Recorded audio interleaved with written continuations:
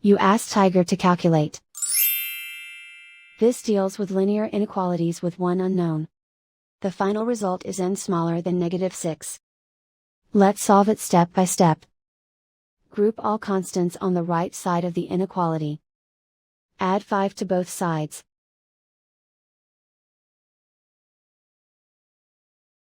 Simplify the arithmetic.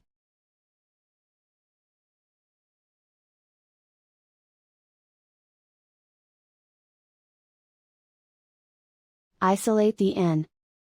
Divide both sides by 3.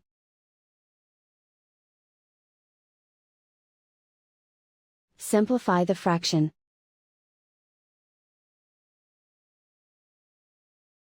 Find the greatest common factor of the numerator and denominator.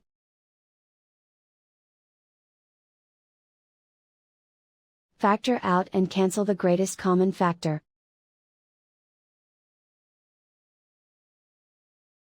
Plot the solution on a coordinate grid.